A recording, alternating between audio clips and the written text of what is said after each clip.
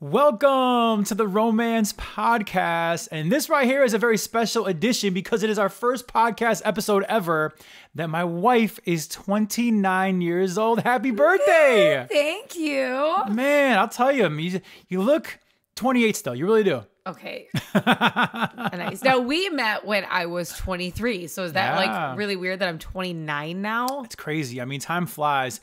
I don't feel like we've been together for 5-6 years. I mean, really, it's kind of happened pretty quick. It feels like super quick, but then again, it's been a long time. I mean, you factor COVID in there. I mean, we had a lot of things going on where we've had a lot, but it feels like a second. It goes by in a second. It like does. The engagement, pregnancy and having a baby. Yeah. COVID was this weird blur of time. Let's talk about your 28th year of life because you did, I mean, on a personal tip, you had a very, very, very, very, very, very, very packed 28th year. I'll never forget year 28 of my life. I mean, can I just kind of list it right in front? Yeah, go. It was our first year of marriage. Yes. We got married on April 8th. Your birthday is April 24th, so we didn't get married per se on your 28th birthday, but right there. It was very close. I was basically 28 when we got married. Yes, so first year of marriage, a beautiful baby boy named Marino.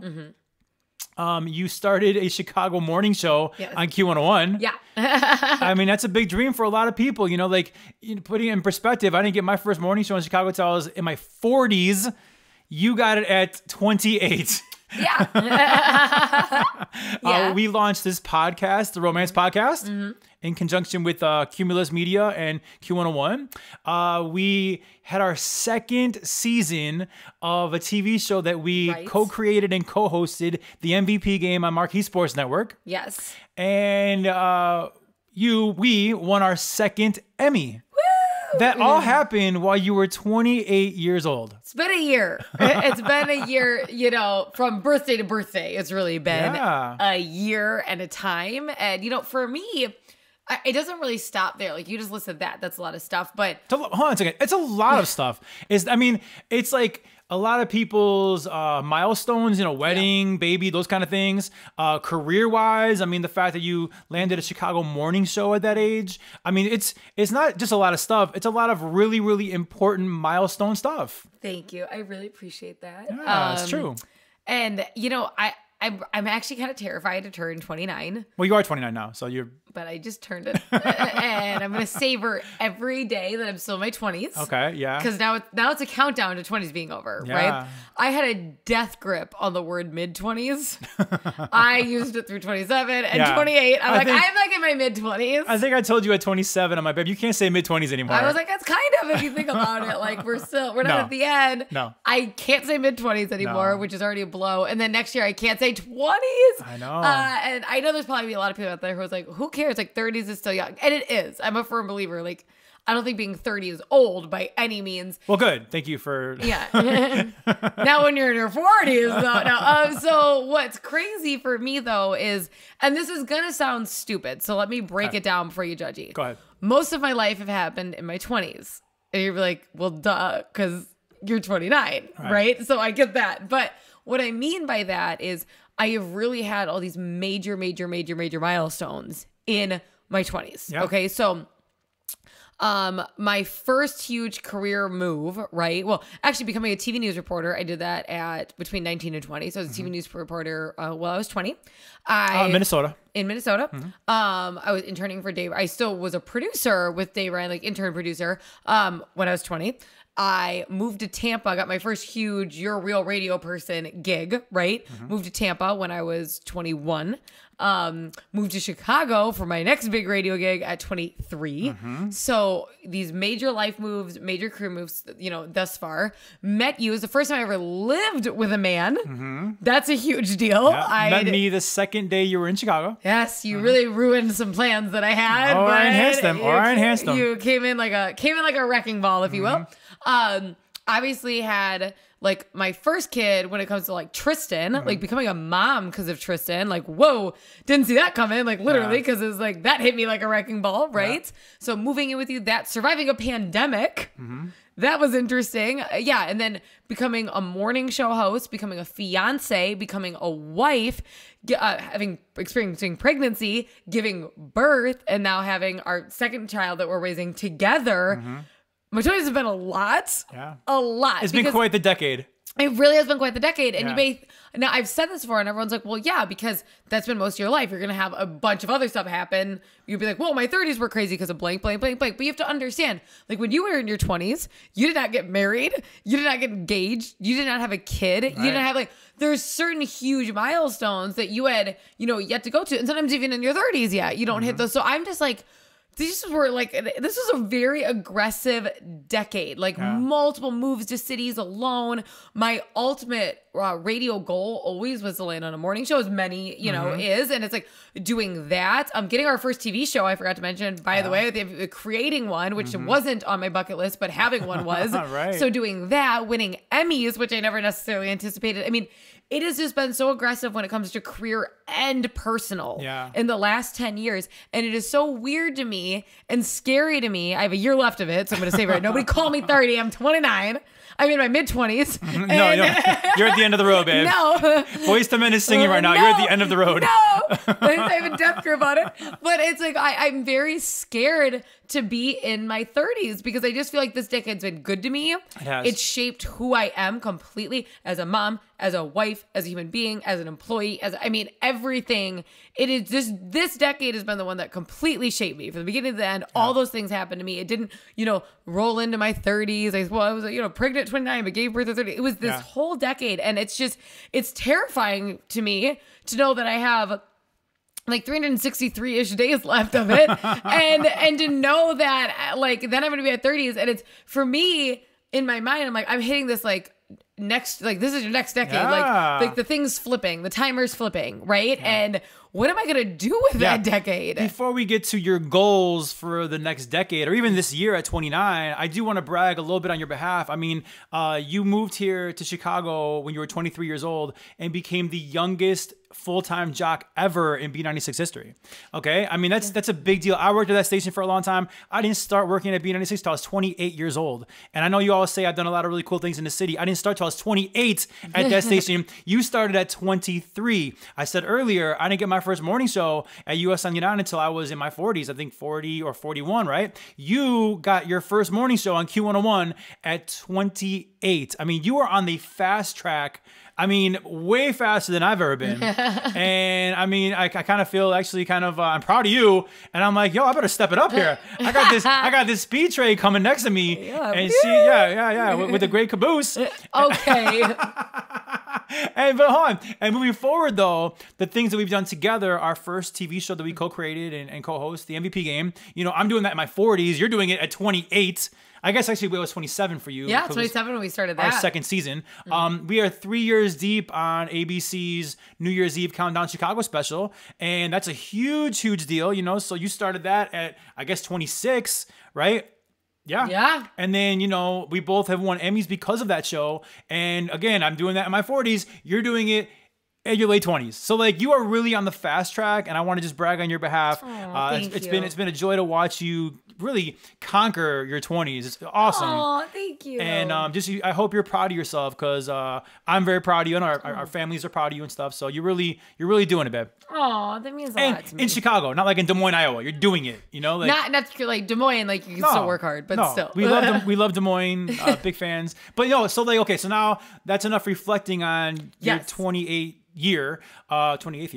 Now, what are the goals for 29 and beyond for you? Because, you are a career-oriented person. You really are. I know, but I always have my personal goals, too. So right now, I am trying to get back into pre-baby shape. Okay. So I better hit that goal. Before the end of this year, I'll be mad at myself. Let's be honest about that because you are struggling a little bit internally with that. I think you look great. Your parents came here for the first time after they had the baby. Yeah, right. and they couldn't believe how good you looked. But you, in your mind, you're still struggling with that. And I want to know, why? Because you had a human being inside of you. So you weren't going to, just automatically give birth and be in a bikini the way you were before. But you really do look great. But why are you struggling so much?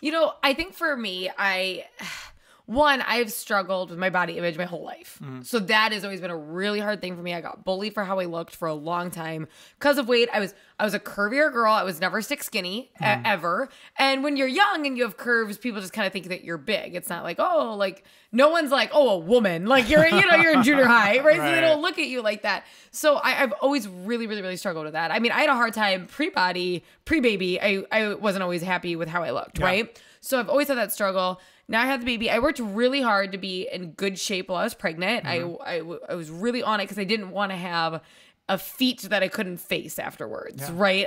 I was worried about my mental health after being pregnant. Because when you're pregnant, it's sweet because you're like, oh, it's this little round thing.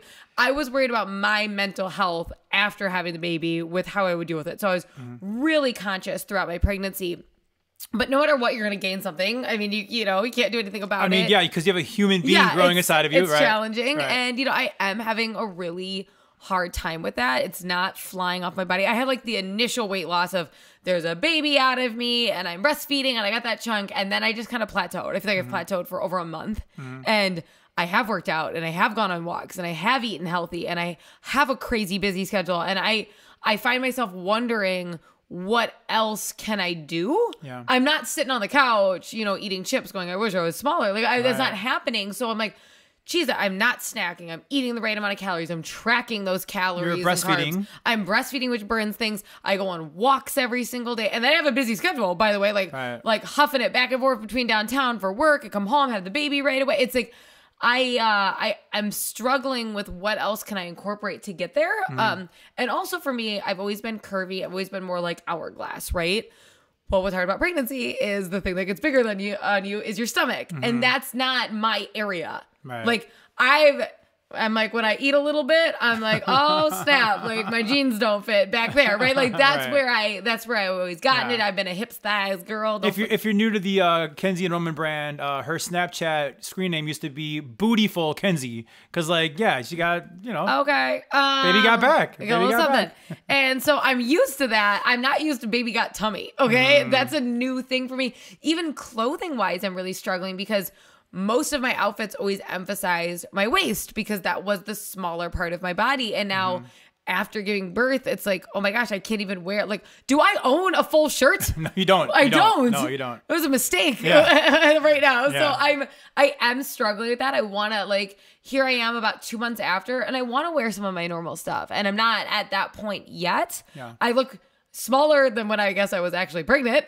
but I'm bummed. I've hit a plateau. I wanted to see weekly progress. I'm a progress-based person, in case you can't tell, based off my life. Yeah. And I struggle when I'm not seeing progress. Even if it was a pound a week, I'd be seeing progress. And I feed off of that. I'm having a hard time with my plateau and figuring out how to change it. Well, I think honestly, you look amazing. Again, you gave birth. I don't know what your expectations were, but it wasn't going to happen overnight. You have lost weight from the pregnancy weight, obviously. I think a lot of it has to do with the weather here in Chicago too. I think you're right. You do go on walks a lot, but you don't go on walks every day because in Chicago, up until recently, the weather has been really hit or miss. Yes. Very, very cold. You're not taking the baby out you're not even motivated to go out in the freezing cold or anything, So I think now that the weather is finally turning, as we look out right now, it's a beautiful sunny day.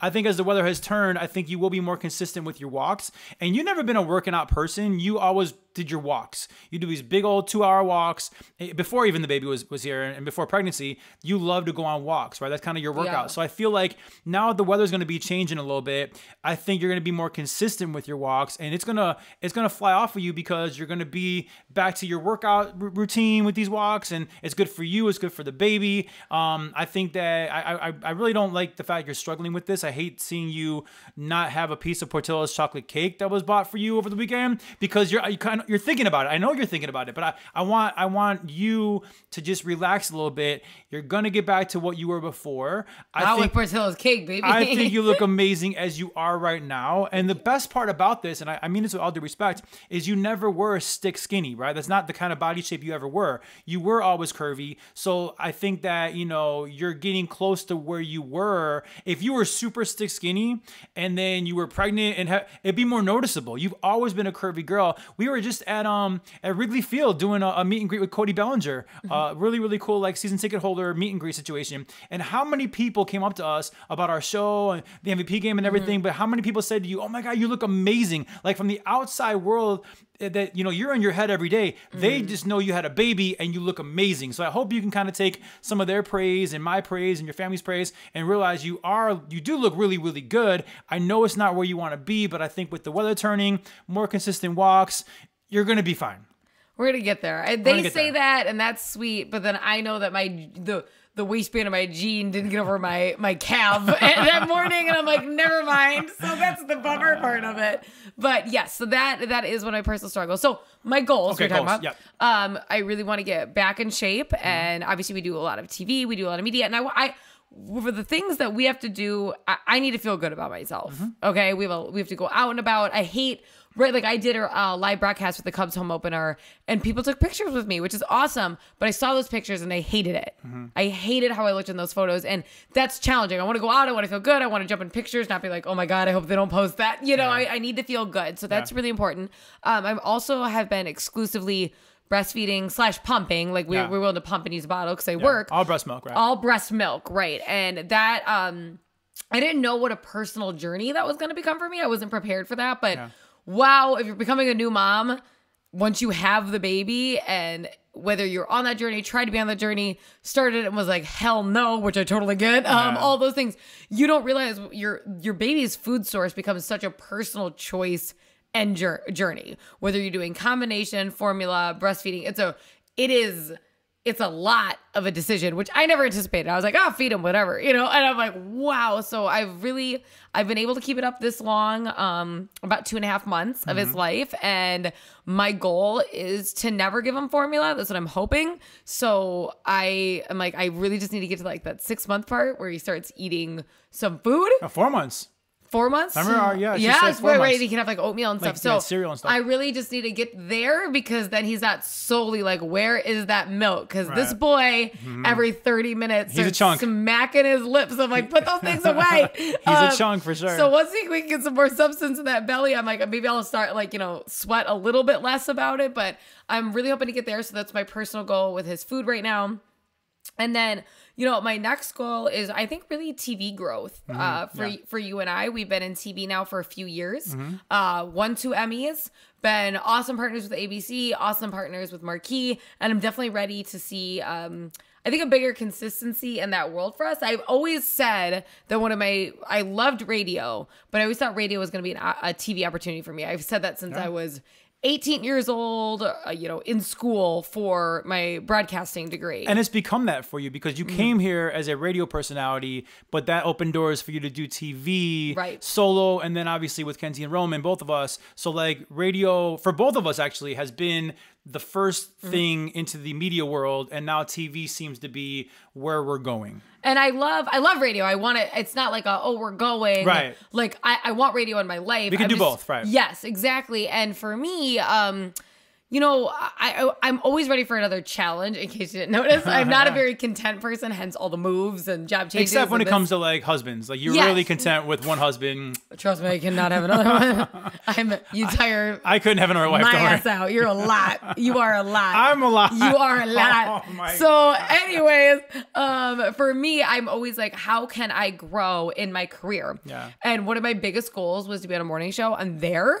Now, one of my goals is to make that show as successful as possible. The other is like, what's next in my growth pattern? And that is, you know, I would say more TV, because this was really the top tier for me when it comes to radio. And I feel really good about that. And I'm excited, but I don't want to be one of those people who's like, oh, cool, I got here. And then I'm just comfortable for 15 years. I don't like getting comfortable. Like I like to just keep going. And that's important to me. And that's how you don't end up being like, well, what did I do? Why did I stop? Why did I sit like, you know, it's really important to always have more goals. Like be happy and proud of yourself, but always have more goals. So hold on, to piggyback that, Will Smith, who we're going to talk about later in the podcast in Famously in Love, but I'm a huge Will Smith fan and I love his book, Will. It came out before The Slap with Chris Rock. So, I mean, like, this is like when Will Smith was still like the darling, right? And in his book, Pre-slap. Pre-slap. In his book, he talks about always having the next thing ready. What you're talking about right now. Right. He was a rapper, and then they were super hot. They won their first Grammy. Their first rap Grammy of all time. They won. People don't realize that. For Will Smith, the Fresh Prince, he won the first rap Grammy of all time, right? And so they were super, super hot, selling millions of records. And then their next album came out, and it flopped. It did horrible, and people just like stopped answering his calls. He was no longer the it thing, and he was super in debt. I mean, he was like at rock bottom. Which is crazy to think about Will Smith ever being at a rock bottom. Crazy, especially after the success of his first rap group, right? Right. So he was just like rock bottom, and then he got a call that changed his life from Quincy Jones, which ultimately turned into the Fresh Prince of Bel-Air, and obviously just changed his life forever. But because he realized what rock bottom was, once he got the Fresh Prince of Bel-Air, he told himself he would never, ever, ever, ever hit rock bottom again. He would always have the next thing lined up no matter what, even before the job ended. Meaning, Fresh Prince of Bel-Air was like the biggest TV show in the world for a few years, but he ventured into movies, right? And had a lot of success with it. And then he became a Hollywood star and a big time box office star, but he wasn't content because he's, you know what? I'm going to do the soundtrack to these movies with my music career. And he became a bigger artist on his own, not Fresh Prince anymore. And how many of those movies did he also produce and learn those skills with? So now he's Will Smith, the artist, Men in Black, getting jiggy with it, but to go along with his movies. And he just always had the next thing lined up before that thing that he was working on went away. And I feel like that's really what you're kind of talking about right now, where it's like, you're super happy. You're at a legendary station, Q101, doing mornings, which is like the mecca of all day parts for radio. But you also want the next TV thing to just keep moving. Well, for me, I really do imagine my life like when I don't know if this happens to you, but I just see like pictures and visuals all the time. So when I think of my life, I literally think of a juggling act. Like I imagine like Marino's face, Tristan's face, Justin's face, work. Like I know I see that, and I have never been one to only have one ball in the air. Yeah. You drop it, you got nothing left, right?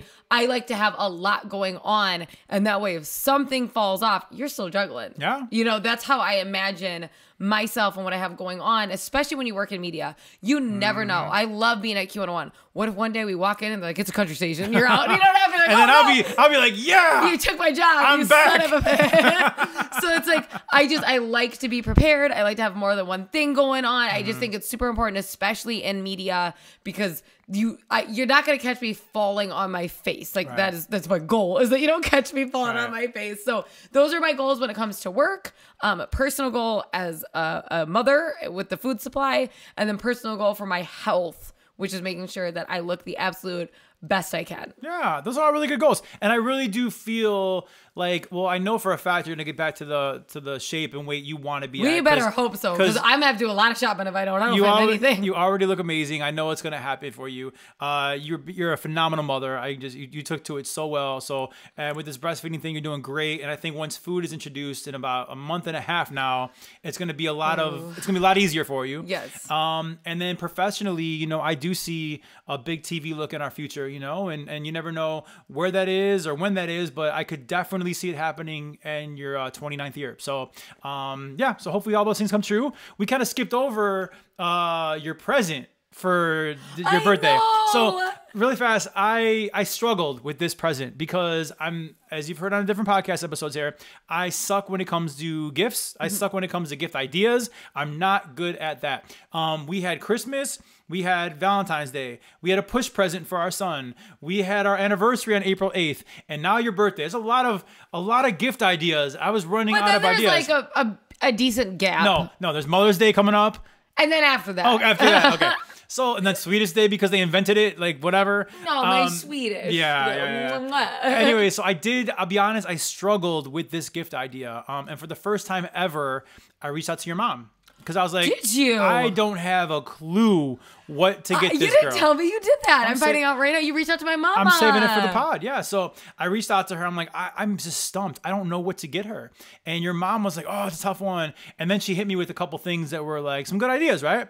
And so I was all set to go with some recommendations from your mother. Okay. Okay. But then last week I'm scrolling Instagram and I see that Shakira has announced a nationwide tour, which stops at the United Center in Chicago in December. And Shakira is literally your favorite artist. And you told me before, you're not a big concert person, but you've told me the one artist you're dying to see live in concert is Shakira. So I scratched out all the other ideas that I had, and I was like, and listen, these tickets are not cheap. They're expensive. But I was like, I don't care. Because it's Shakira. I don't care. My girl has always said she wants to see Shakira live. So your birthday present became very easy in the final hour. Shakira just comes through. She came through in the clutch. She did. When does she fail? The answer is never. And her hips don't lie. I know. Both those things are true. It's amazing. I love Shakira. So here's my thing, which unfortunately me, I'm not the world's biggest concert person.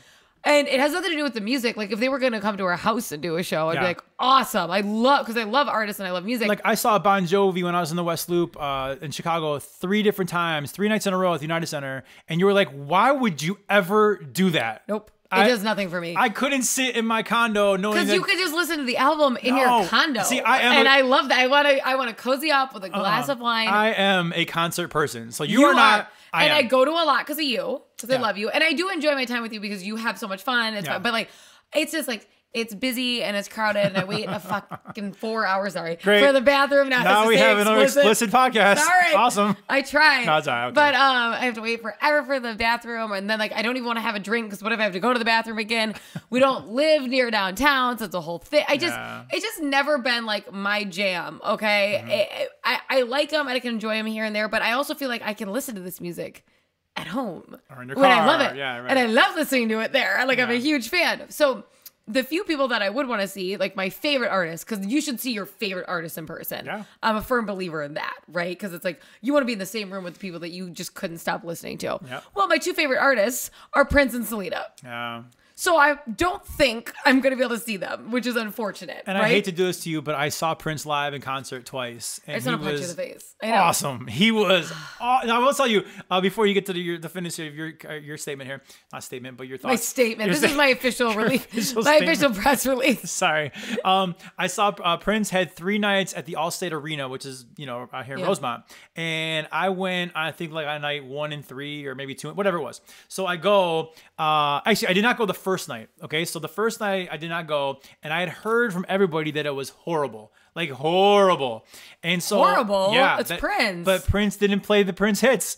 Prince played. He's always been a wild card. Prince with that. played like B-sides, like literally B-sides, and like songs that used. I think you're like I know. Little Red Corvette. Right, nope. Right, no. So I go to night number 2 at the Allstate Arena, and I saw the greatest hits live. I mean, he played every hit he ever. It was Prince's Eras tour. Yes, he did the thing in the middle, like in the round of acoustic of like Little Red Corvette, Cream. I mean, he did every song you could ever imagine you ever want to see Prince do in his life. So I did that. He came back for 7 encores. Like literally, they turned the lights on. He nuts. Still came out. I love what a psycho he is. So I got to see that show. I saw Prince in his like just the best era. All of his glory. Yeah. Oh, all of his glory was amazing. Yeah, that's amazing. I almost said I saw Prince in all of his glory, but it didn't sound good. Like you don't want to say you saw Prince in all of his glory. Yeah, like I didn't see. Prince. You didn't hook up with Prince. Well, stop. That's what you're saying. No, so. What kind of guy you think I am? I mean, for Prince though. No. I mean, no. There's got to be a few people out there as a man. No. It's a 0. No, there are 0, and 0 females too because I have the one that I want. Good. And one more thing I want to say too. For me, my artist is Michael Jackson. I love Michael Jackson, my favorite artist of all time. I never got to see him as a kid, unfortunately, because like I don't know, my parents never took me to go see Thriller. I was only 7, right. But that's the problems I faced. I was just too young when these artists were popular. I didn't get to. So for me, it was Michael Jackson, and so I was at the mercy of my parents. And I mean, like that was probably the hottest ticket in the world when Michael Jackson finally came here. But anyway, so I finally, as an adult, he was doing like a residency in London at the O2 Arena. Okay. And so it was like his final, like it was his final like tour ever. He was going to do like, I don't know, 60 shows there. So I got a pair of tickets to go see Michael Jackson in London. I was like beyond excited. This is like everything. A pair? Who are you going with? I didn't know. I don't even know. It's just, can I tell my story? Excuse me. So anyway, so I'm all excited to finally see my idol, Michael Jackson, live in concert. And that was the tour that he was rehearsing for, that he passed away right before it started. So I never got to see him in concert. So that sucked, you know? Yeah, but, that's tough. Yeah. R.I.P. to Michael Jackson, R.I.P. to Prince and Selena. But you do get to see Shakira. Well, and that's what I was going to say. I had actually said a million times, because we talked about it, I go, the one artist that I would be like, I got to see that show. Because when I tell you, she was just like my queen growing up. The Oral Fixation. Do you remember that? Like with her as like Eve on the cover? That was her big album, right? Yes. Yeah. And that's the one where you remember like back when you used to open up CDs and they were posters? Yeah. That I'd fold. So I had that on my wall, which I can't believe my parents let me do, because she was just naked, basically. She was Eve with an apple like in front. But I was so obsessed with her. Like, the Hips Don't Lie video. And it sounds obvious, but I was very young during this. I mean, I had to be in like 3rd grade maybe, and I was obsessed, okay? Yeah. I wanted her orange outfit in the Hips Don't Lie, which she wears a flowy, silky skirt, but she has a tied up t-shirt. So I started buying really flowy skirts and tying up t-shirts, because I was like, I wanted that, like, I was like, oh, you can like dress up these silk skirts. Like I was so obsessed with her, down to like trying to like buy outfits from the videos. And they're great. I love her. And then again, she kind of hit all this hype and height when I was younger. So like my parents were not taking me to a Shakira concert like in 3rd grade. So I wasn't going, but she was like my ultimate queen. She finally settles down with Piqué and has her kids.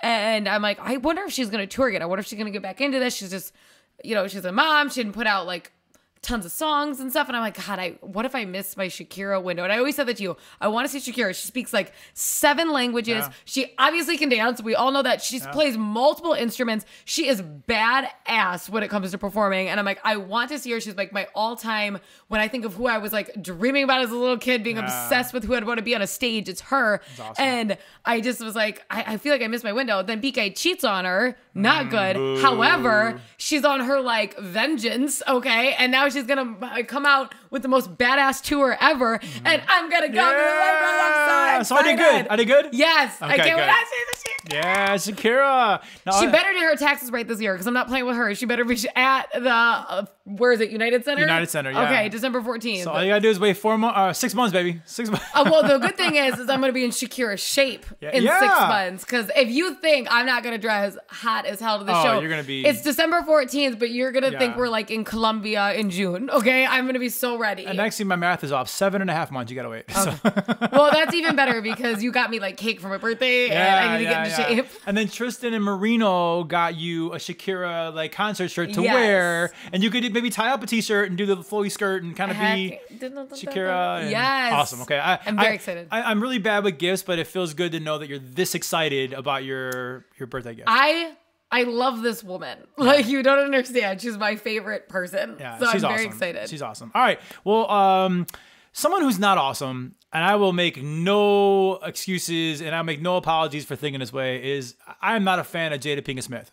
And so this week in Famously in Love, we thought we would talk about, keep it with the birthday theme. And this was the reason for me that I ended up not being a fan of Jada Pinkett Smith. I am the biggest Will Smith fan ever.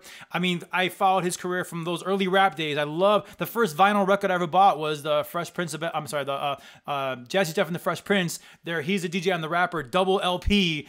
Parents just don't understand was their first, like that was a song I knew every single word and every single motion, and I loved Will Smith. And then the Fresh Prince of Bel-Air. In high school, full disclosure, my friends used to call me the White Fresh Prince because we were kind of similar with the goofiness and I don't know, whatever, the music, whatever it was. That is your icon. Yeah, I mean, I love him. I love him. And again, before the Chris Rock slap, he could do no wrong. I mean, the guy had... Right, you guys have to... It's hard to remember what a darling he was, because honestly, that and all the Jada drama is really what people are like, what's going on over there? But he was kinging it until a few years ago. Yeah, before the slap, you could not find anything bad on his resume. I mean, he was the biggest box office star ever. I mean, he was just winning Grammy. He was and the nicest, like, and then like a family guy. He was just everything, right? Super charismatic, great personality. He was, and I still love him. I do not like Jada Pinkett Smith. And then so he comes out with this book a couple years ago called Will. I'm not a big book reader, but I loved his book. I mean, I read it twice. I read it once like the real way,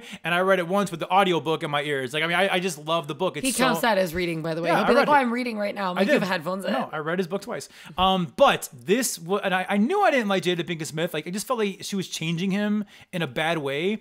And then this happened in the book, and it just drove me crazy. So after her 37th birthday, they both admit that Jada Pinkett Smith was kind of going through like a midlife crisis. She's not happy with herself, kind of like, just like depressed and whatever. So after her 37th birthday, Will Smith hired a team to orchestrate her 40th birthday, okay? So 3 years in advance, he started working on his birthday. So this man is thinking that far in advance. Now, mind you, I love Kenzie. I just found her birthday gift last week, okay? But Will Smith for Not a great thing to bring up, but because it was so like perfect for you, and it just happened. Shakira didn't tell me the routing of her tour a year ago. But anyway, so think about that. For 3 years, he was trying to plan the most epic 40th birthday party for Jada Pinkett Smith. So very romantic. Here's a quote from him. I hired a documentary team. I traced her family roots. Her 40th birthday was going to be my thing. It was going to be a splash. Mary J. Blige performed. What he did was he actually, with this documentary, he actually followed her ancestors. Like, he found like her ancestors and her relatives like from way back in the day, and like literally like had this film about where she came from, her again ancestors. Apparently her like way back ancestors were slaves. I mean, he found like the place that the slaves used to work at, met somebody who's like a great grandchild of the slave owners. I mean, it was a deep, amazing documentary that kind of really about her family roots and everything. He said, I debuted so what he did was he flew out a bunch of her family and friends, and I want to say, I'm so sorry I don't have this, I want to say he flew them out of like Arkansas or somewhere. It wasn't one of her favorite places? Her favorite place, and I'm sorry I can't find it right now, but it was like Arkansas. It wasn't like LA or Miami. It was like some place like, I want to say Arkansas. Something rural. Yes. She probably liked. Okay. Her favorite place, he flew her entire friends and family, loved ones to this place, put them up in the hotel. Because it was her favorite place. Yep. And like, I think on Friday night, he had her favorite chef who prepared a meal for everybody, like her favorite stuff. And then on Sunday, he was going to have her favorite artist, like painter or whatever, and like kind of teach all them to paint the way that he paints. I mean, and then so the Saturday was like the big one. It was like the documentary, the film was going to debut. Mary J. Blige was going to perform. So he says, I debuted the film on Saturday. It was going to be the thing that lifted her out of this midlife crisis. It was going to be my deepest, most beautiful proclamation of love. That's coming from Will Smith, right? Aww. That's a lot of planning. That's like, I literally have goosebumps. Like, that's so unbelievably sweet. It goes on. Will Smith had found voice recordings of Jada Pinkett Smith's late grandmother that he played at the party. She's listening to these never before heard tapes of one of her dearest people she's ever known in her life in front of all these people. The whole time I'm like that little boy that wants Jada to say everything was wonderful. She's having a really difficult emotional time. So bottom line is the film debuts. The voice of the grandmother happens, this epic weekend. They go back to the hotel. Jada's kind of like emotionalist. And then she goes off on Will Smith. She goes off and like, I can't believe you did that to me. And what she did was she called it, let me get this exact quote. She says, where is this quote right here? It's the worst. Oh yeah. So Jada says to him, that party was the most ridiculous display of ego I have ever seen. So she flipped it as like, this was about you. This was you flexing your ego, and it makes me sick that you would do that. How is anyone supposed to do anything kind for you if it's such a big gesture that it's ego? That would be like all the planning you did to propose to me. Yes. If I was mad at you, yes, because other people were aware of something nice. How are you supposed to do something grand for somebody? She made him cancel the next day with the artist, her favorite artist that he flew in and everything, and she made him cancel that, and the party was a wrap. He and then here's the thing that bothers me, because I'm with you. I don't see a thing wrong that Will Smith did. That's so special. Think about I planned a trip for you for Nashville. Yeah. We did a bunch of really cool, I had a million surprises for you. If you would have told me that I had ego, I'd be like, I'm sorry. I was just trying to give you all these things you've talked about before. Yeah. I don't understand how anybody could take it anything but like, wow, what a great gesture. What a grand gesture. All the planning you put into this for me, for little old me. Perfect example. Yeah. You took me to Nashville. Yeah. Surprised me for my 45th birthday. And it was amazing. You had an itinerary, but you planned all of it. And the thoughtfulness was unbelievable. Now, Will Smith spent 3 years planning this 40th birthday party for Jada Pinkett Smith because she was kind of going through a midlife crisis. He wanted to build her up. He wanted to raise her up. He wanted to give her like just the most epic party of all time. All her favorite things, all her family tree and traces and everything. Wow. And she flipped on him. Will Smith called it the low point of his entire life, and then he went on to say that now he understands that she was right, and he understands that it was an ego thing.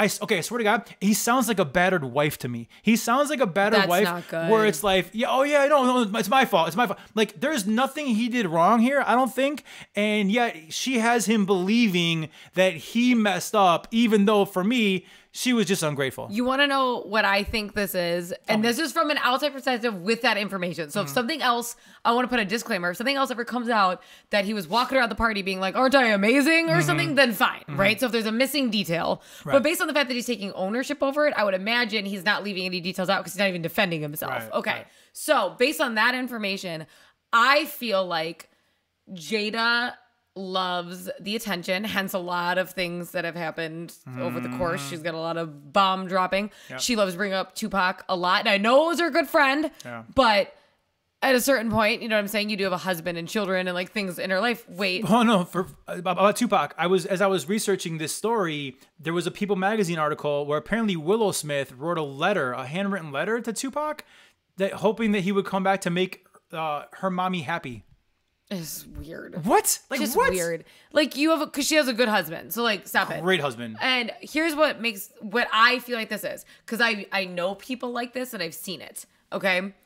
What was probably happening is because he did all these great things that were centered around her and were picked for her. Like, it wasn't like he picked somebody else's favorite artist. She's like, You just want to, this has nothing to do with me. You're picking other artists, other places, to look grand. It has nothing to do with me. These are her favorite artists, her favorite place, this is a tailored weekend to her. Because that's the one thing I will say is if he did all this other stuff that looked big to other people, but she's like, I don't like any of this. Right. This is to look good. Like, if I did something big for with the Cubs, for you. For me, right. It's really for me. I get it. It's like, okay, and then it makes you look good to everybody, but you didn't do that for me. So I would have her back in that sense. But this is tailored to her. These are her places, her things, her life, all of that.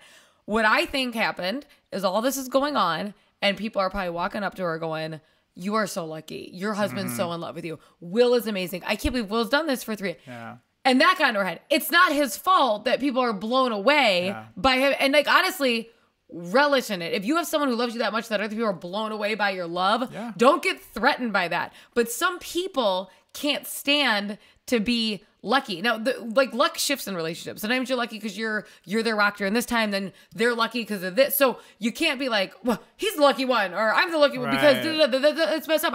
I'm a hot woman who does this and take care of his kids, and I'm a step parent because she's a step parent. Like those type of things. No. In that moment, people were like, wow, like maybe you're the lucky one that weekend, like because of the love that you're receiving. I think she boiled over because Will Smith has gotten how much attention in his life. Jada was definitely very popular for a long time, but let's be honest, obviously Will Smith was bigger, like not even comparable. Later, right, like later, because they're neck and neck for a little bit, no, like at a young, they never were. But definitely at that point, at a movie star point and all that, like he was more famous. So I'm sure he got a lot of attention that way. Now he's doing something ridiculously kind of being an amazing father and husband and stuff on top of it. And I think he's getting all this credit. And I think it pissed her off. It was like, everything's about you, even though it wasn't. He's just being really awesome. So you can't penalize him because somebody else thinks he's being amazing, and then this weekend isn't about how amazing I am, it's about how amazing you are because everyone's impressed by you. That's what I feel like happened. I couldn't agree more. And this book came out, and I read that way before people started turning on Jada. And I read the book. I remember telling you, I was like, I hate Jada Pinkett Smith. I think she's so bad for Will Smith. And then now other things have come out. Then it was the entanglement, and then it was all the things that happened with Chris Rock. And so, but this for me, for her 40th birthday party surprise, I just knew she was not the right woman for him. And so I thought it'd be good to talk about because it is kind of a birthday theme. Obviously, our birthday situation is a lot happier. I want you to know. Here's what I want you to know. Okay. If you ever want to spend 3 years planning my birthday. Okay. And creating a movie and flying out all my favorite people and chefs and going to a dream location or anything adjacent to that, you will not be in trouble. Well, if you will not receive. I don't want the precedent. I don't want you to be scared. No, I hear you. I hear do such a good thing for me. The good news is I have 11 years to think about your 40th birthday party. Right, or if you want to throw me like a big 30th. No, I have 11 years to plan. I feel like 30 is bigger than 40. I'm a Will Smith fan. I want to go. I'm scared of my 30th with though. the 40. I'm going. But 40. I told you how scared I was. If you were thinking like Will Smith, you'd be like, I need to make sure that this is okay for her and she's not scared. That's how Will Smith would handle it. I think we should wrap this up. One last time, happy birthday to Kenzie. Thank you, baby. 28 was a phenomenal year, but 29 is going to be even better. I have my fingers crossed. Yes, and then 40 is going to be the most epic surprise birthday party of your entire life. But if you feel the creative juices flowing, you want to practice run at 30, whatever. Okay, all right. Well, thanks again for listening, and don't forget, you cannot spell romance without Roman. I love you. Love you.